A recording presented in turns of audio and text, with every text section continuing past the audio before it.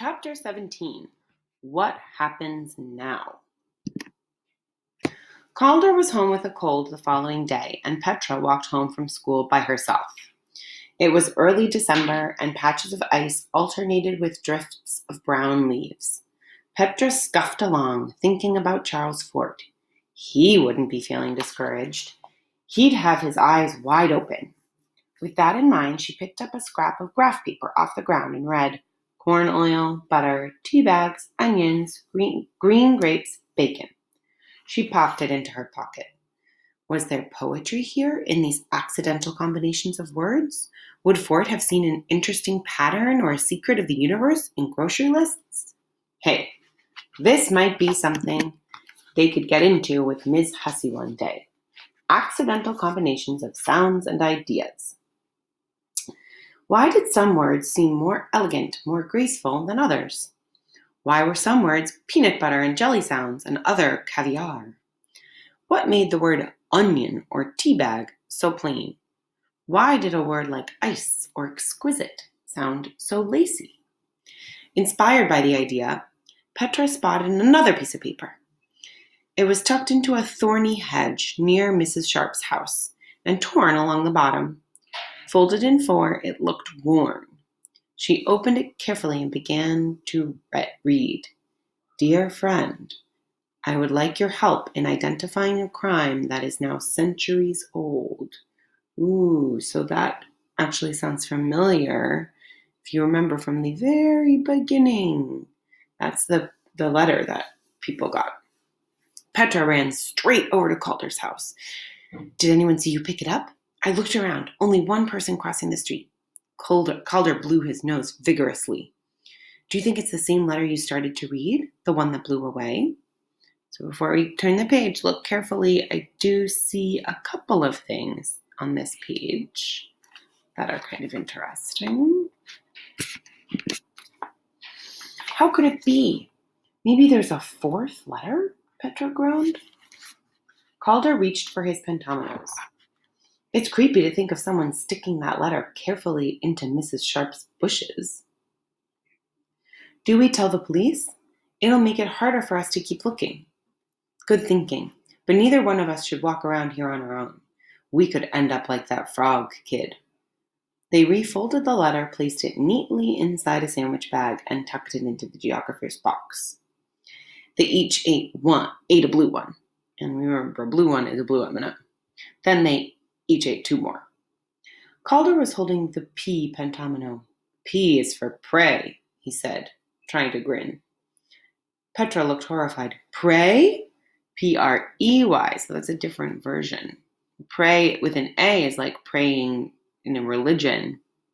Pray with an E is like a predator and a prey. She said, us? You mean we're being hunted?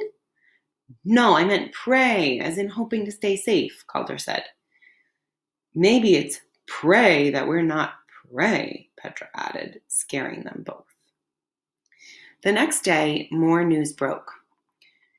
A book appeared in the stores that morning called The Vermeer Dilemma. What happens now? Easily a $50 art book, it was being sold for an unusually affordable $1.50. This was less than the price of a Big Mac. An anonymous gift had made it possible for everyone with an interest in Vermeer and in this painful situation to buy the book. Written by a respected art historian, it included an excellent color plate of every painting attributed to Vermeer.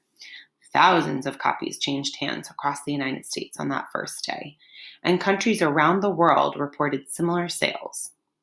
The book was about all the positive things that had come out of this terrible crime. People were looking at and talking about paintings as they never had before. They were comparing furniture, tile work, the structure of leaded glass window, the fold in a satin skirt. They were comparing details like the way light struck a fingernail or a wrist bone, the look of a woven basket handle or a curl of hair. They were examining works of art with a toughness and intensity usually seen only in the buyers of new cars or electronics. Groups of people pointing and arguing energetically in front of a Vermeer had become a common sight. Museums were busier and livelier places. It was the first time that many untrained people had felt that they could say something of value about a work of art, something that might make a difference. It was the first time that many people had realized how murky and changeable the waters of history can be. When an artist leaves behind no personal papers, when hundreds of years go by, who is to say that followers or forgers didn't use his or her name to make some money? And of course, the idea of correcting a centuries-old mistake, of pointing out that the experts in museums and universities weren't really as expert as they thought they were, was irresistible. Children were thinking about Vermeer too. They were comparing, writing, and visiting museums with friends. Many said that they hadn't realized how cool old pictures could be. They also hadn't realized that the art in museums can be mysterious, that grown-ups don't always know what it means or where it came from. The author talked about how this uproar was probably good for art historians and museum curators.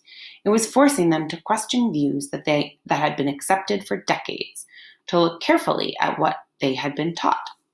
Was the thief right? Was the public right? Why didn't the so-called early and late Vermeers have that luminous, haunting touch?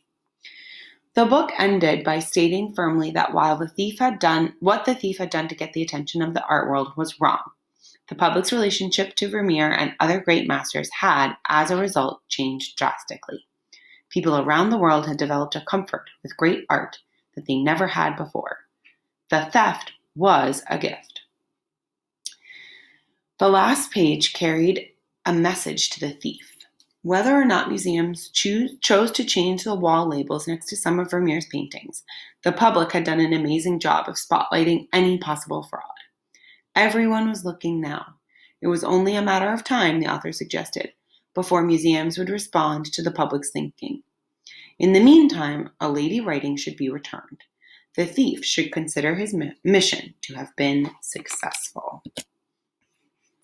And so we wonder, where did that book come from and who wrote it or who bought it? Is that maybe one of the characters that we already know? I guess we don't. We'll have to find out.